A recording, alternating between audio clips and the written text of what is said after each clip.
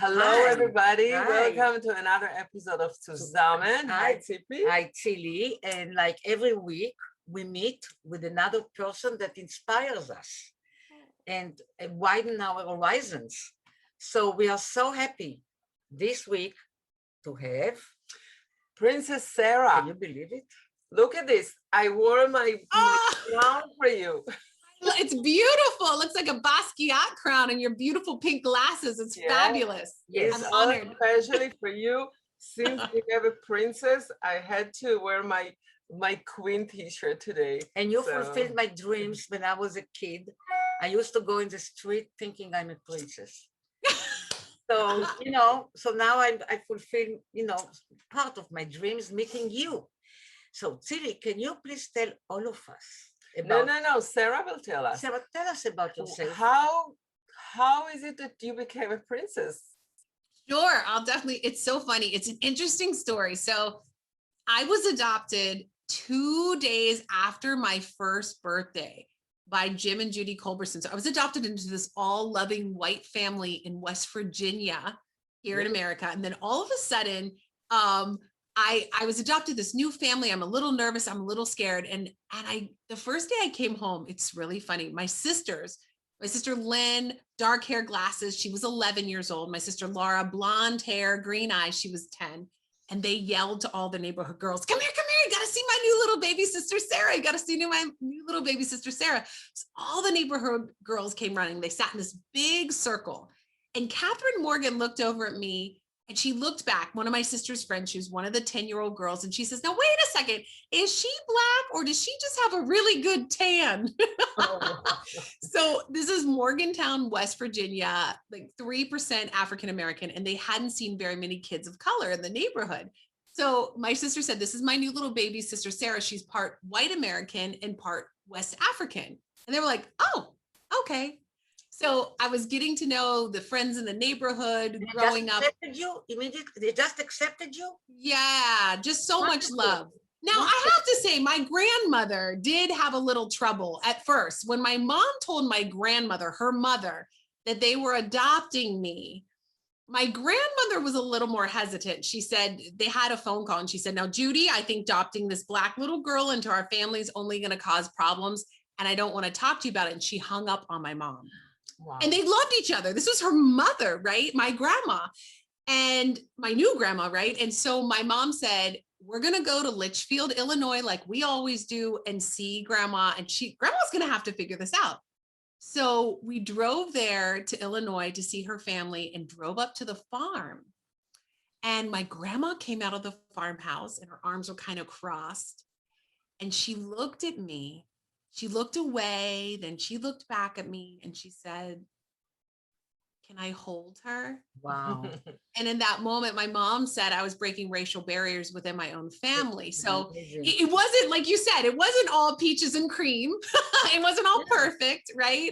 But it definitely was this wonderful new family and so much love. And I'm still Are your sisters the biological girls or adopted as well?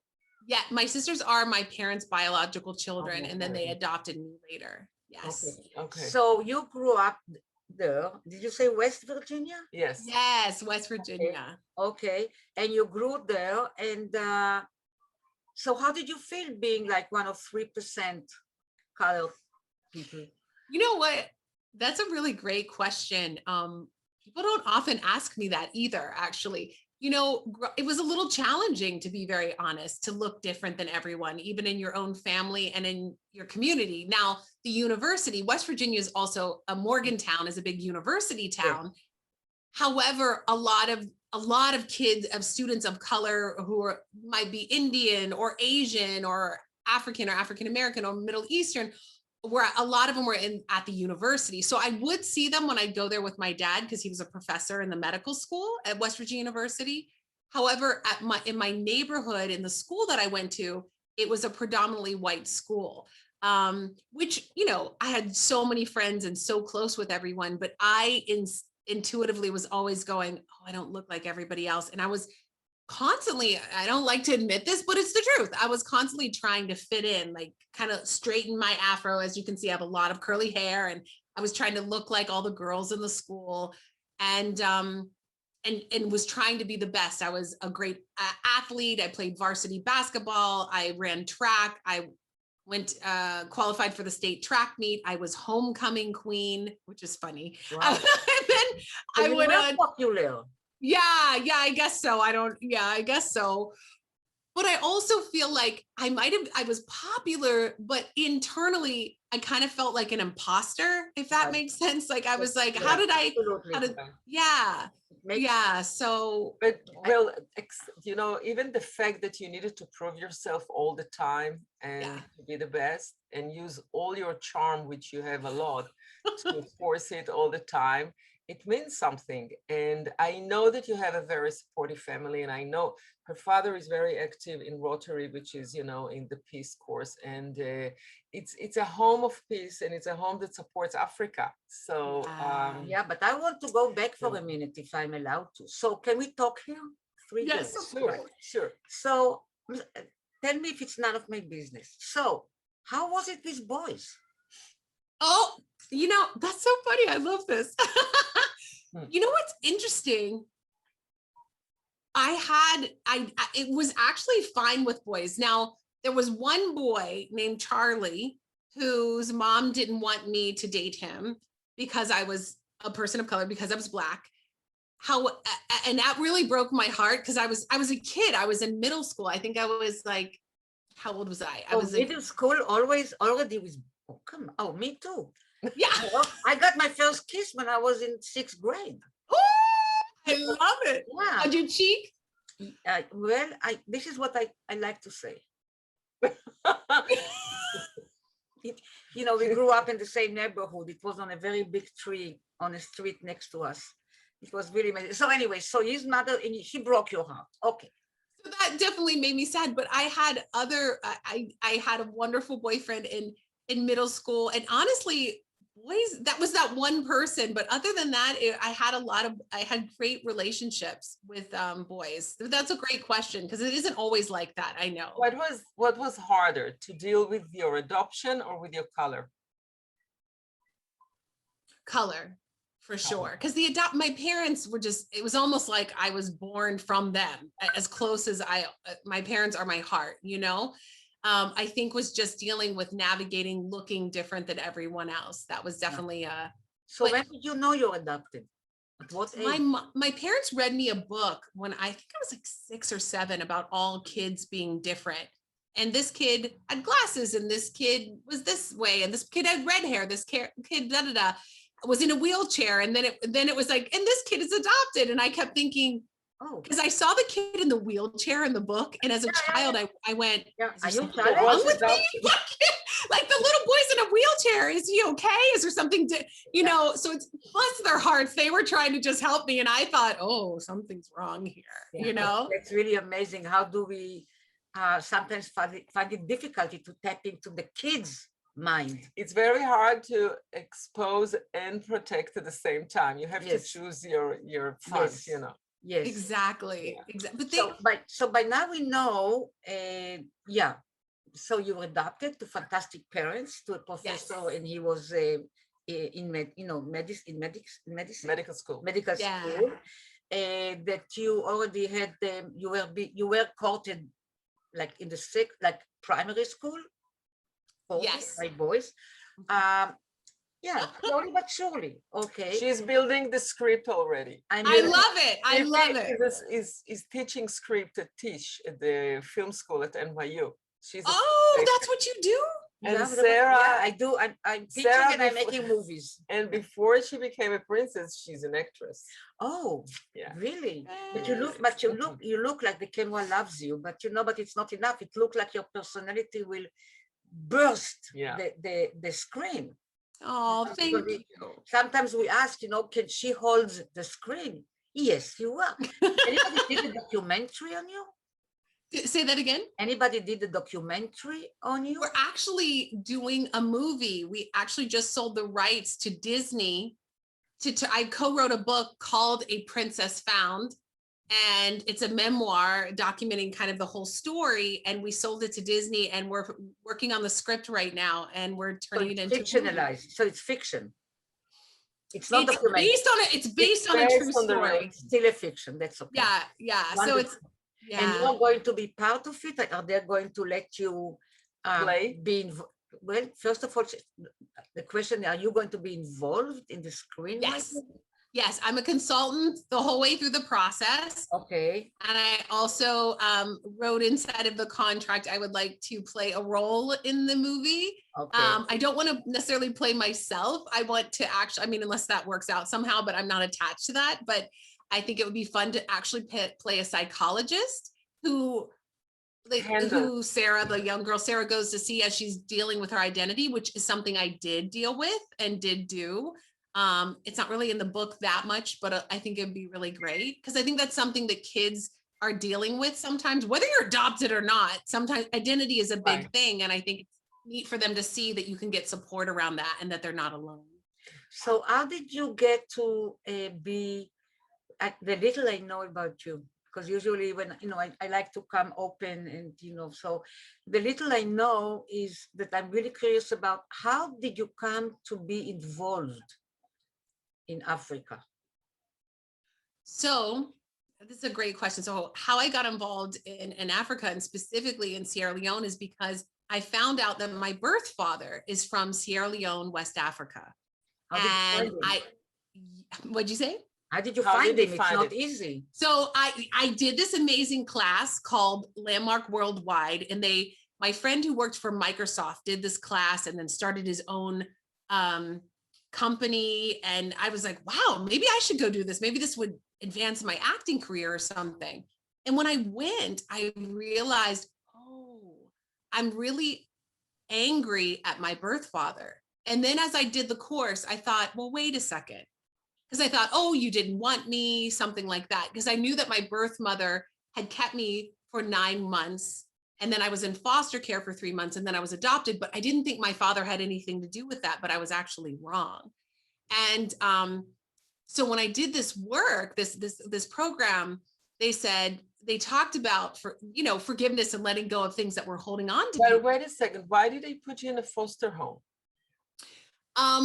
Well, because my birth mother kept me for 9 months and then she called my father and she said, listen, I thought I could do this, but I'm not able to do this on my own because she and my father had a relationship, my birth father. Right. And he had come over from Africa to go to college and he and she met over the summer and they had fun. And then So she was American.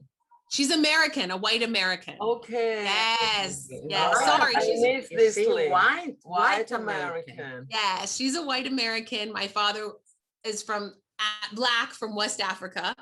And he came, they met in West Virginia when my father came over to go to school. And then he went back to his school in Salem, West Virginia. And my mother called him later and said, after the summer, and said, oh, wow, I just found out I'm pregnant. And he said, what? And she said, but I'm okay. I've got this. I think I can handle this while you're away at school. And he's like, okay. So he was at school.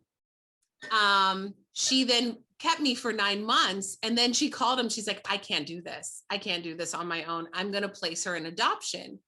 And he didn't really quite understand that completely because he's from Sierra Leone, but she explained it to him. And he said, okay, if you think that's what's best, because he was in college, supposed to go back to Sierra Leone. So she placed me in the social service system. And I was in foster care for 3 months until they found the right family to place me in. So I was in foster care for 3 months and then I was adopted. That's really lucky. But she passed away when you were a kid. Yeah, she passed away when I would have been about 11 of cervical cancer. And, but you know, what's so beautiful is I got to see pictures of her. I found some of her family and hear stories about her. And this, oh, I might get emotional, but it's so beautiful. What's so cool is that, she loved to sing and she loved to dance and she loved to act. And I love to do all those things. And I didn't know that about her. And I used to have had them since fixed, but I had these two crooked teeth. And when I saw a picture of her, she had exactly those two crooked teeth. Wow. And who knew that crooked teeth could be so special, right? I was like, this is so awesome. Wow. So at what age did you know about her? I actually found out more about her when I was 21 years old. I had come home from graduate school and I found out more about her that summer and learned a little bit about her, which was so nice, and got to meet some of her family. That's And wonderful. And then you went to look for your father, right? yes. So back to that class I took, they said, tell the person sitting next to you where you're holding back in your life. And I said to my friend Art, who was sitting next to me, I said, I'm terrified to find my birth father. And he said, why? I said, I've heard it costs thousands of dollars for a private investigator, and I don't know where to begin. And I'm really, really afraid of being rejected. And he said, listen, I know a private investigator who won't charge you more than $100, and your birth father is going to love you. And I said, okay. And I called the private investigator, 3 hours, all the information I needed, not for thousands like I thought, but $25, no joke. And I wrote a letter when we used to write letters before Facebook and everything got so big. I wrote a letter, handwrote a letter, put it in the mail. And 4 days later, I got a phone call, and there was this woman on the other line. And she said, hello, Sarah. This is Evelyn. How are you? She's my auntie. She said, I'm your auntie. We received your letter. And I started to Wow. Wow. I said, thank you so much for calling. I didn't know if I would ever hear from you. I didn't know if I would ever see you. And she said, Sarah, I was there when you were born. I used to take care of you when your birth mother would go to the grocery store. I said, hold on. Let me get your uncle on the phone. And then my uncle gets on the phone, and he's hilarious. He goes, oh, Sarah. I'm like, yeah. He says, we are so happy you've been found. Do you know who you are? And I'm like, I'm Sarah. And he says, you are part of a royal family. Your great-grandfather was a paramount chief. Your grandfather, you can be chief someday. You are a princess in this country. And I was just like, wait a second, what? He said, your grandfather was knighted Justice of the Peace by the Queen of England. Our family runs a chiefdom of 50,000. My uncle's now the new president of the country. I was just like, whoa. This is a lot of information. I'm a little overwhelmed. And they said, we're going to contact your father in Sierra Leone. He's going to be so happy to meet you. So they By actually, the way, Tzili, if they will come to me and they will tell me this, I will say, of course. You know, But your aunt and uncle were in the United You States. disturb me to be like. she's like, of course I'm a princess. She's ready. I was like, what? So She's what is ready. new? What is new? So, oh, wow. You see, I completely live your story. I love it. I love it. You. Unbelievable. No, you're a queen. You're a queen. Yeah, because I'm a little bit older than you. No, because queens are even higher. Oh, okay. So what did you ask? What did you start to say? Or you forgot already? No, I didn't forget. Your aunt and your auntie, your uncle and your auntie, they were in Africa or in the United States? They were in Maryland in the United States, and they Okay. actually contacted all of these other African family members actually who live in the United States. And all of a sudden, everyone started calling me. Hello, Sarah, I'm your Uncle Ali, your father's favorite uncle. Hello, Sarah, I'm your Auntie Jenny. They used to call your father and me twins. Hello. Wow. It was this beautiful welcoming. And I thought they weren't going to want to meet me or talk to me. And it was like this beautiful homecoming. It was so special. So then your father called you or you called him? No, that my father called me from Sierra Leone, and I heard his voice for the first time. And the first thing he said to me is, he said, please forgive me.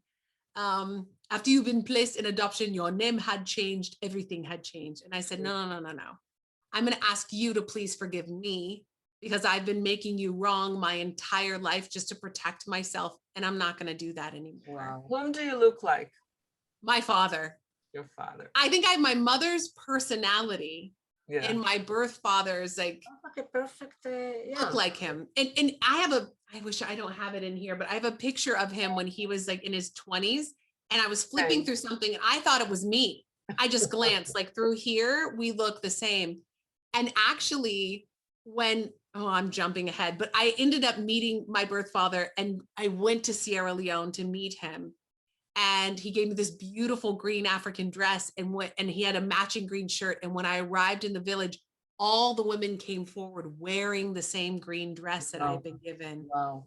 And they were singing, "Para tang tang tang, para tang tang tang, This should be the para-do, opening scene in the movie.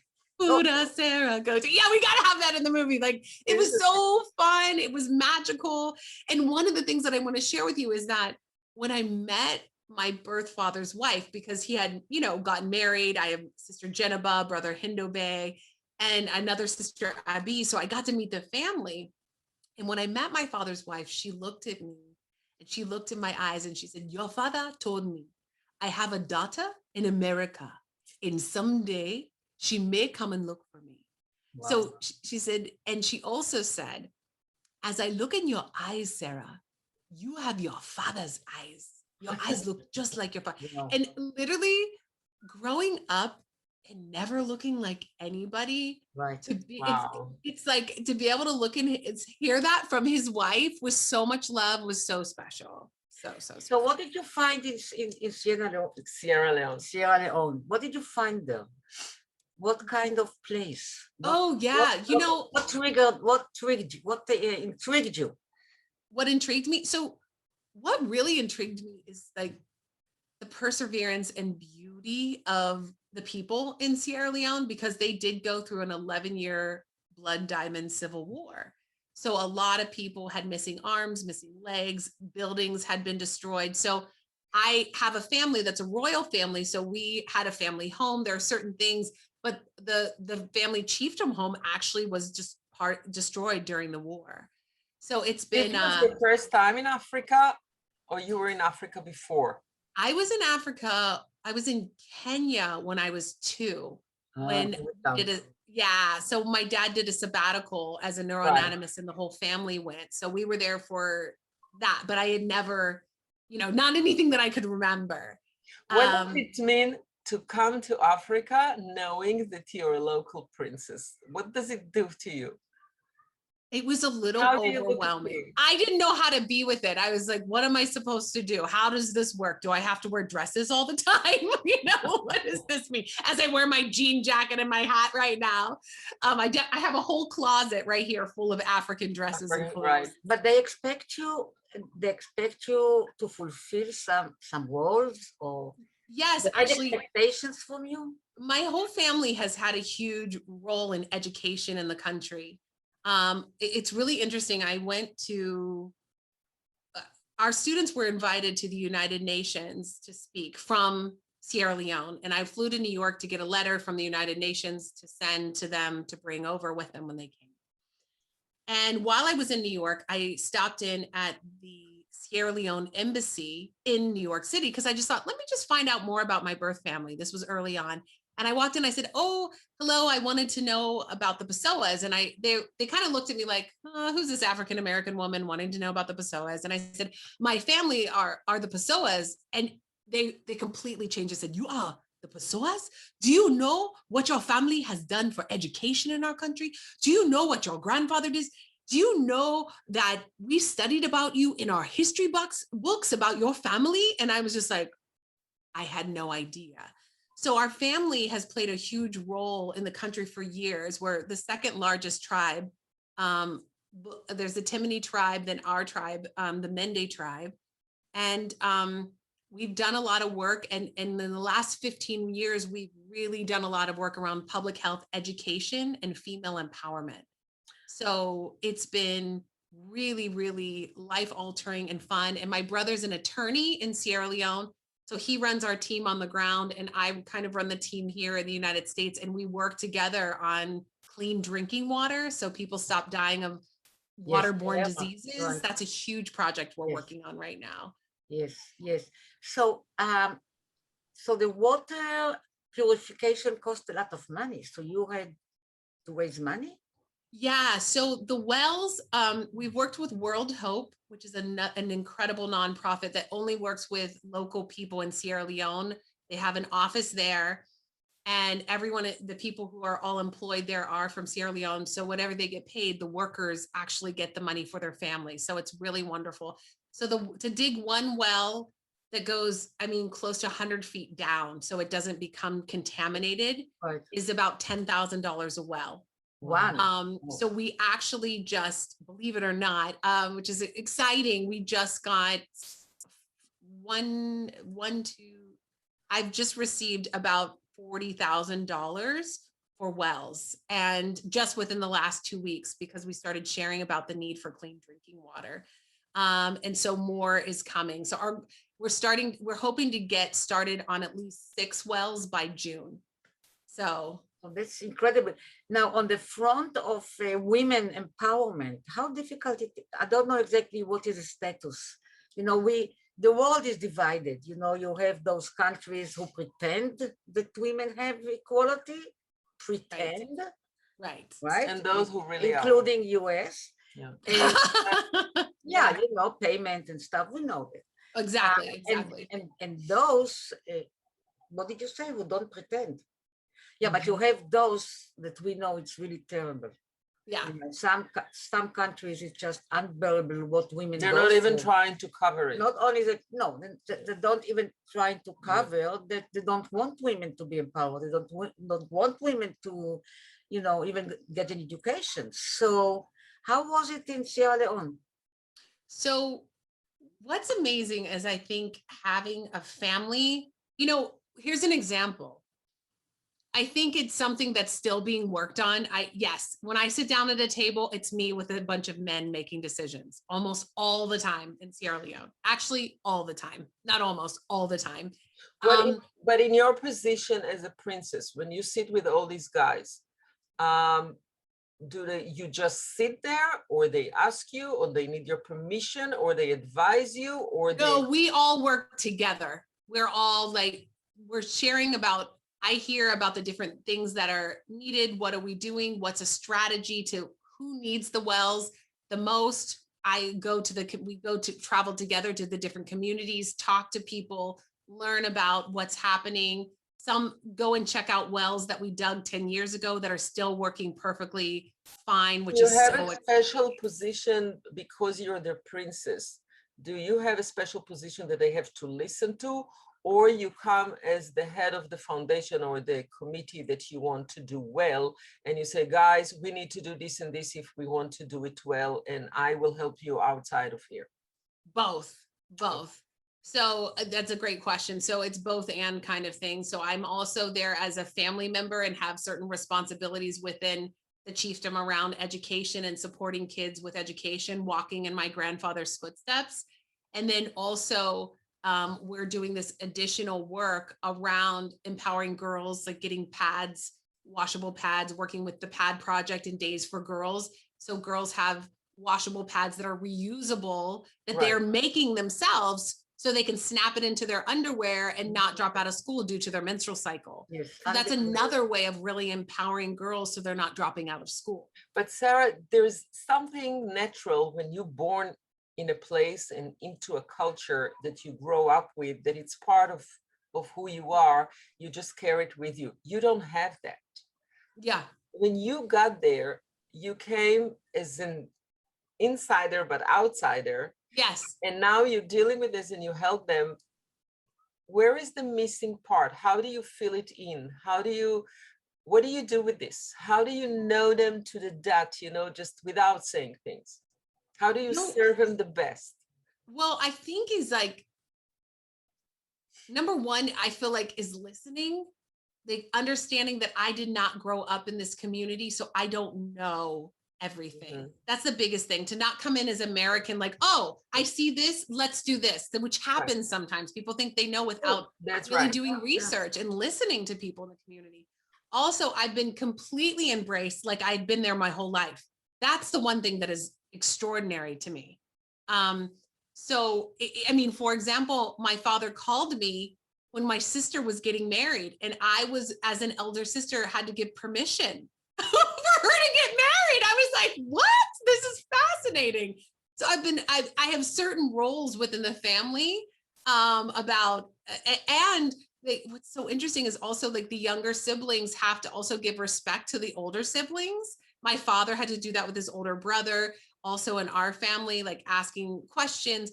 And also the respect is mutual. I mean, we Right. all have a lot of respect for each other.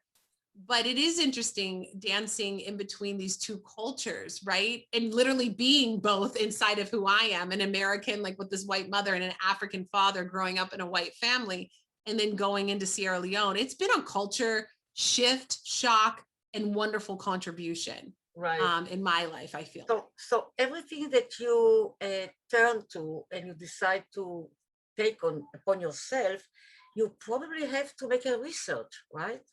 A research about ways, what about the water, a research about even how to help young women. Yes. So you have a team who help you with this research? Yes, we have a team here in the United States, but we also have a huge team on the ground in Sierra Leone within the community, that the information and feedback and thoughts about let's try this to see how this works, and knowing what culturally works inside the community rather than trying things that might work in America but wouldn't work there. So What now? You know, you're going to do a movie.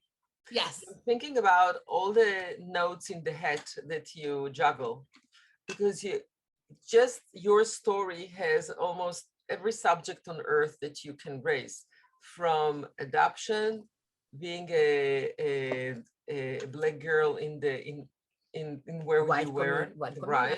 This whole transracial adoption, yes. Being a woman, being a black woman in a white community, being a princess all of a sudden, helping the community in Africa.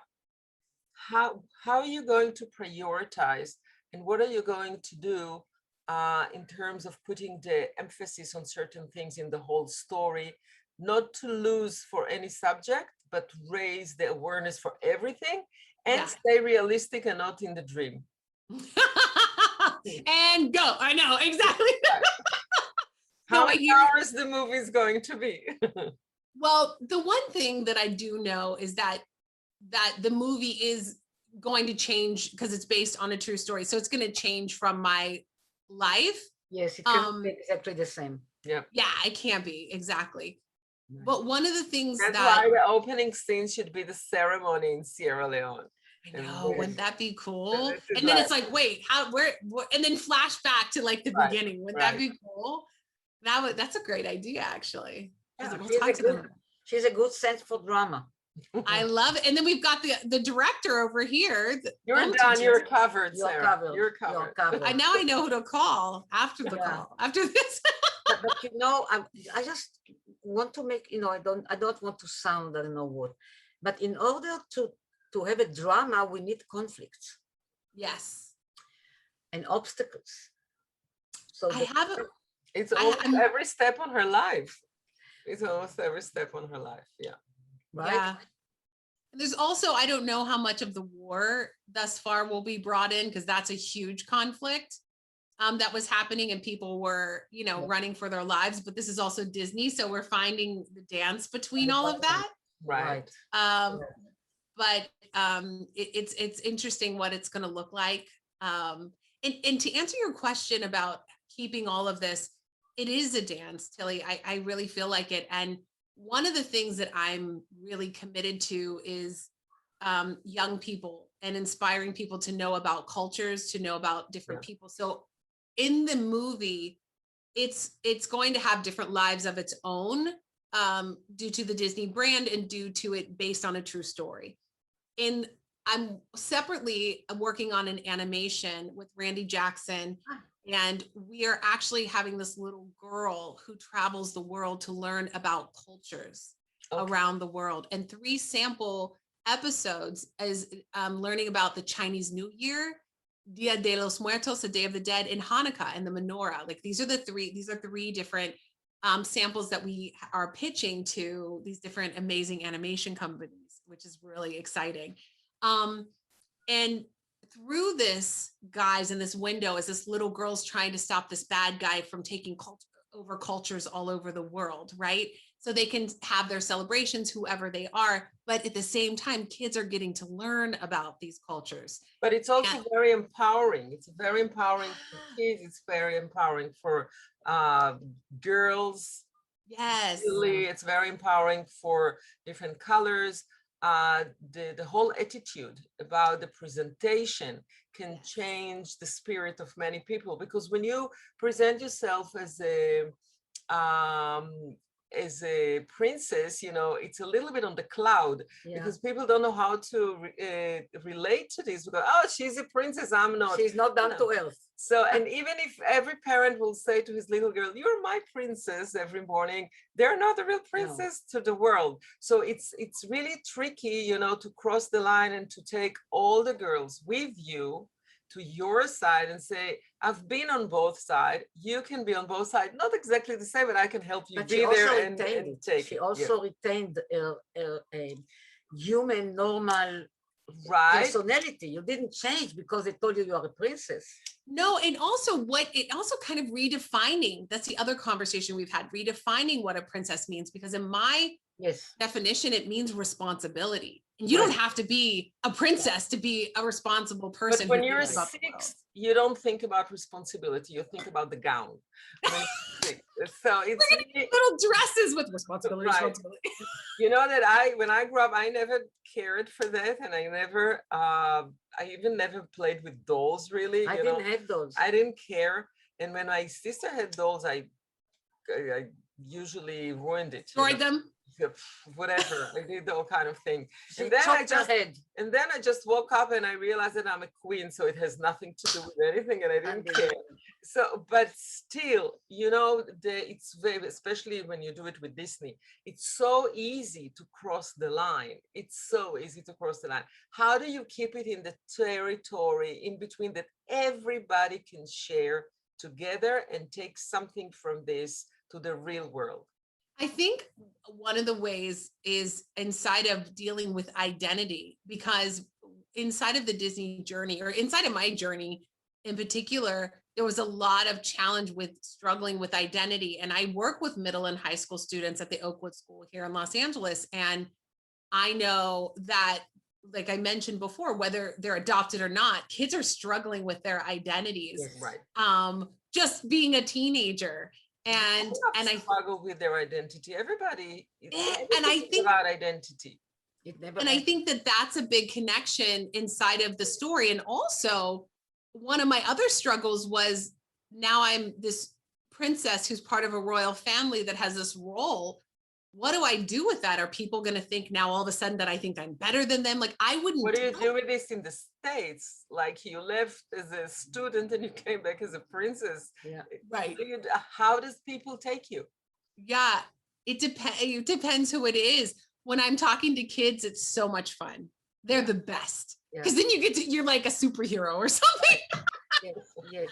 But you know, I think about it, the way to there is no problem to identify with you as a person or becoming a princess, because it's very clear, I think, and you will tell me again, that your need growing up was so clear. The need, what you wanted the most as a kid was really to belong. It what you call to find your identity, to be part of, right? Which a lot of kids struggle. So this need is shared by, I think, really doesn't matter, you're adopted, you're not adopted. Everyone. It's just different intensities.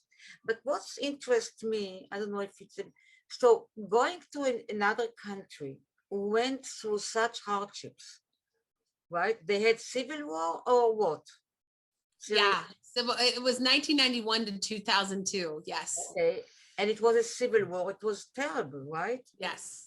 Now, you look today at the world, you looking from here, right, as an American girl, and then you go there and you get deeply involved and you see the history and you meet the people who carry probably scars until now. Of course. So when you look at them, do you come out with some kind of, I don't know, insight or advice or a new perception about what we do when the world keep having all these conflicts and bloodshed? And so how do you find yourself relating to all of this? Well, one of the reasons why we're doing this animation is to start connecting kids with cultures, to start creating this, putting a Band-Aid or trying to help heal all of this. Now, granted, it's starting very young, it's starting with children, but that's really the age. Right. And that's such a great question, because that's why we're doing this animation. And That's great. That's a through line. This is what this is the through line. It's this like is great to what have an you- animation, but what's the purpose Yes, if it's not thank going to you, make a what's the difference? intent? Right. What's your intent? Why you want to tell those stories? Or Yeah, to have people start to learn about each other. We don't all know about each Right. other in our own right. cultures, in our own countries. Yeah, And if look we how had more, careful I am when I ask you about Sierra Leone. You Yeah. know, because I admit how much I know about that place. right? Even I heard this concept of blood. How do you call it? Oh, the Blood Diamond War. Yes. They were fighting over diamonds. Right. There's a diamond story behind it. Yeah, Yeah. We just saw the film, right? right, That's right. all we know from the film, right? So it's really very important for us to know more about each other. That's You know, diffuse conflicts. I look at the people and there's so many good people all over the world that want to help and want to do. But many times they come from the outside and say, we know better, and our way it's Right. better for Yes. you.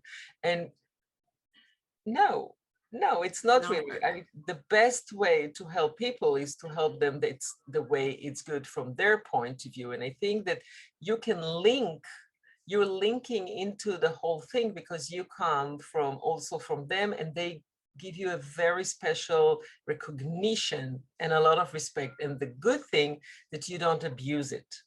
So they're lucky to have somebody like you that is not abusing the power and the and whatever comes with the new status. And it's very delicate. It's a very delicate road and very careful, because everybody reads it differently and every culture translated differently. And in every cultures you have so many divisions. So it's a very, very gentle road.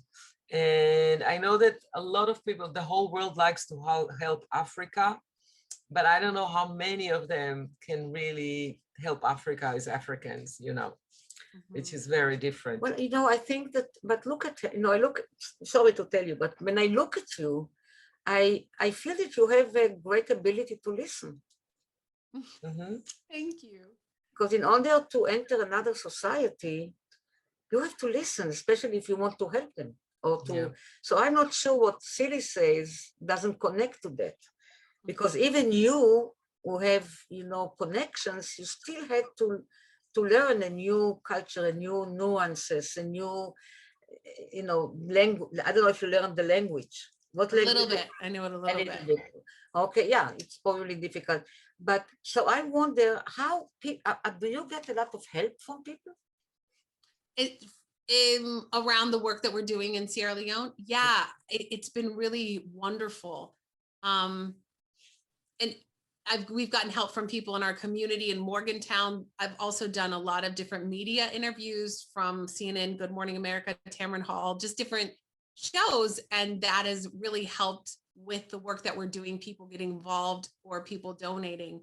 And to go back to like the dance of the princess, I really feel like when you're given that this is how I feel, that kind of opportunity, to me, it's only I can only work on what makes me better to do better, or it's not worth having it. Does that make sense? Like being a princess is wonderful. Yes. But what do I do with that? Yes, right. And my interest is taking it to things that one thing I was looking for as a kid is always feeling like I didn't fit in. And I would never guess in my lifetime that I would ever meet a princess who looks like me. I didn't know that would be possible. And I had to come to the point of like, I need to share more now, because I kind of got quiet and I wasn't sharing. And number one, money wasn't coming in to help fund things. And number two, people were saying to me, people need to know that somebody is a princess and can look like you and be a princess and can do these things in the world. And I was like, because you've been doing this for 15 years, but you're not really talking about it. And so I did in the beginning, then I got quiet for like 10 years, and then I've started again. And I realized that I have to get out of my own way to do, to me, not like I'm just one of the people here to work with the community, because I don't know if I'm helping or they're helping me and the kids that I work with here in the United States, because the kids in the United States who've worked with kids in Sierra Leone are blown away by what they've learned in these cultural connections. So it's such a mutual exchange. It's that's also white kids. Powerful. Also, yes. Also white. Yeah. Yeah, I've taken a group of students from the Oakwood School to Sierra Leone. And it's so funny because this one student, Catherine Bernstein, I know I can share her name because she's amazing and she knows the story, but she actually, we took her and 8 other students to Sierra Leone, and she's like, I've never left the United States and I'm afraid of bugs. And I was like, okay, everything's supersized in Sierra Leone, and this is going to be, we're not just going off to Mexico. This is a big trip. Afraid of bugs. Okay. She had the time of her life. It was amazing. She came back and wrote essays to get into college. And she said, Sarah, I don't know if I ever told you this, but I wanted to give you the essay that I wrote to get into college. And the essay was about an influential person in her life. And it was this little 9-year-old girl that she had met in Sierra Leone. Amazing. And she gets into Stanford, meets this Peace Corps worker. So Catherine gets into Stanford, meets a Peace Corps worker who used to work in Sierra Leone. I connect them to my brother. She said, Sarah, can you connect me to your brother in Sierra Leone? They help get a computer center started in the north part of Sierra Leone. And then I get an email from my brother, or sorry, a WhatsApp message. Hey, they're talking about our computer center in the White House with President Obama. I'm like, wait a second. How are they talking about our small computer in the north part of Sierra Leone, computer center in the north part of Sierra Leone? And he's like, Catherine Bernstein. And I was just like, wow. So it's like, it's very rewarding. It's very and it's not anything I would have expected. Especially if you handle it correctly, because you know, a title is very nice, but the question is, what do you do with the title? And there, you know, it's like the work that President Carter and Rosalind Carter are doing in Africa. And I have a good friend, Natalie Hahn. She used to do a major work in Africa. It's very rewarding. And you know, there's always something charming and enchanting about Africa to everybody. And I remember when my kids were little and Natalie came to the school to teach them about Africa, everybody, the kids didn't let her go. They were mesmerizing, you know, and she's taller than me, and she came in, she's a chief, and she's from Nebraska, and she got this gown, you know, of the chief gown, and Chanel shoes, and a Mary Poppins bag with goodies from Africa for all the children. And it was unbelievable. And then we ended up that we supported a community in Africa. We sent them stationery stuff, you know. It's like, it's a game changer for kids and for grown-ups to hear and to be part of, and to keep it close to your heart and close to the reality, and not going far, you know, beyond. And it's just beautiful and helpful to everybody, to every side. Yeah. But it still takes, you know, you know, what I know about Africa, there is so much to do. Yeah. You know, it's almost like it can be intimidating. You know, so much to do. You need a lot of vision to look beyond the now.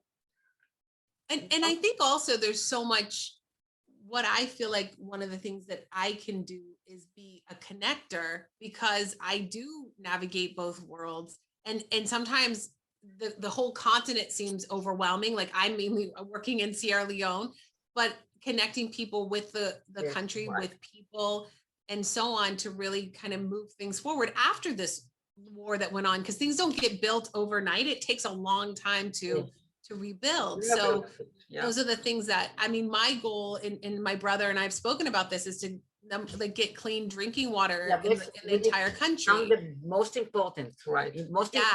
So that's what we're working on. About it in America, like Toledo, where is it? There are really terrible water.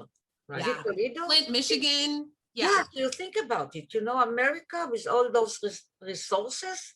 Yeah. And for years, you have contaminated, water that, Right. that kids, American kids drink and nobody cares. So, Sarah, are you still acting? I actually haven't been for years, but I'm going to start again. That's something that I want to start doing again. in the theater of Oh my gosh, can I tell you, the theater is my absolute favorite. The theater is my favorite. I agree with Doing you. both. Okay, that dog is the cutest. I've been watching your little cutie pie. Yeah. So you share this love with me, Tzili and me. I mean, we really love theater, both of us. Yes. And we are really running around to off Broadway and the Fringe. My dream is to definitely be in something on Broadway before I die. That's always been one of my dreams. Okay. I studied, I went to undergrad at West Virginia University, then I went to ACT and got my master's in theater. And I loved the audience, the give and take of audiences and doing the Shakespeare and just, I just loved it. I just, They have theater in Sierra Leone, or just they have theater, or only visual? They do have some theater. Some students actually came and did a theater performance. When I took my parents who adopted me to Sierra Leone, so we all started working together, they did this lovely theater performance for us, which was beautifully written. So maybe you can take the 3 Chekhov sisters to Sierra Leone. Yeah. I'm always looking don't for don't tell the secret. Come on. No, it's not a secret. Somebody will take it away from you, because please. I'm not going to do anything with this. I'm always looking for somebody who would take the 3 sisters of Chekhov outside. They want Moscow, but maybe they can go other places. No, in Sierra Leone. We tour the world. I helped with 3 sisters in college. I remember Chekhov is so wow, extraordinary. Right. And it's not easy text. It's not that but it's wonderful. It's very difficult because it's so subtext. It has so many layers and so much depth. You cannot just throw so much despair. Right. Yeah. So much. So we got to work with the amazing, I just love her as a woman and as a person who's such an advocate for women in the industry. Frances McDormand, she worked with us in graduate school on Chekhov. And it was such an amazing thing to see her. And she creates her characters. She told us by finding the shoes. She said, I find the shoes. And then I start finding the walk, and I create from the outside in. And I was like, oh, this is so She's amazing. She's amazing. She's amazing. Amazing.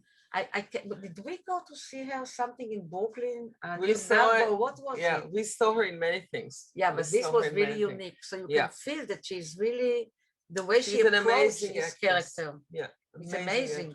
So, so kids in Sierra Leone, they study drama or in school?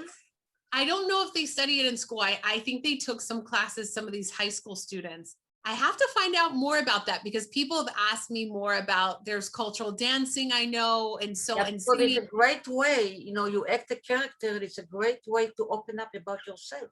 Yes. Did anybody from Sierra Leone came with you to Los Angeles?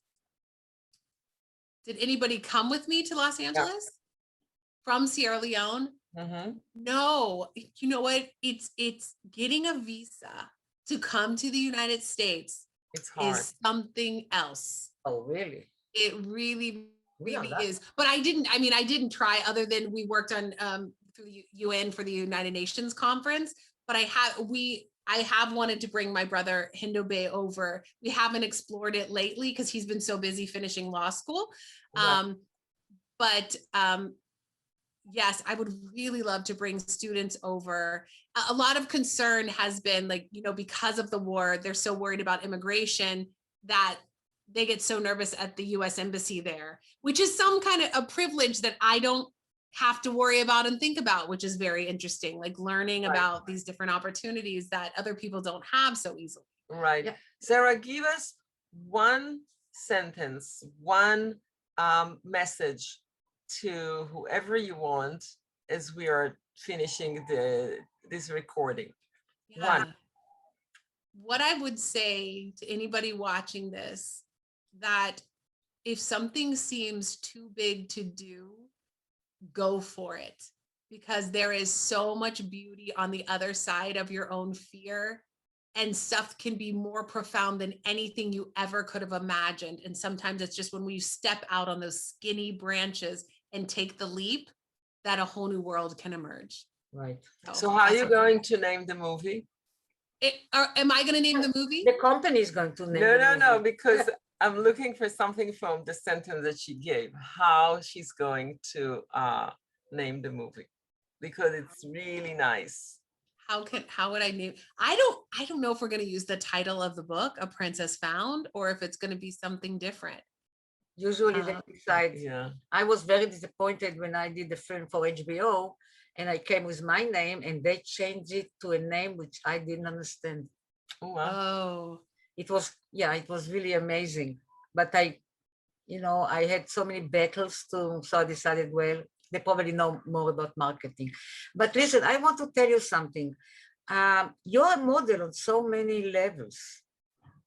So a model. A model. Thank you. Example. On so many levels. And also, you're adopting parents. Yeah. The way they are.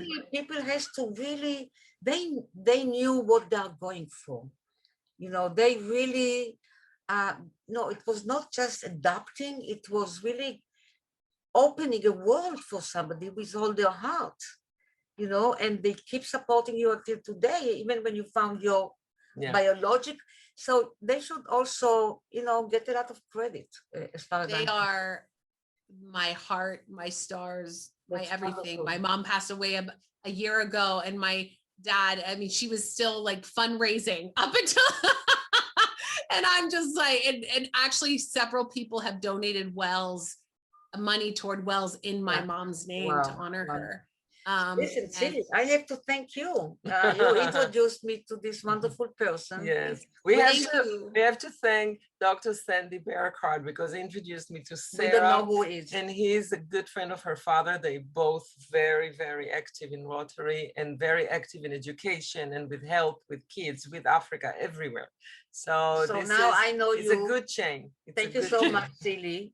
We'll all have to get together and see when Broadway opens back up. We can all go see a show together. How about that? Great. Absolutely. So thank you very much for coming, and thanks everybody who joined us. Thank you, everybody, and we'll see you next week. Next week. See you. Bye. Thank you for having me. Bye. Thank you so much.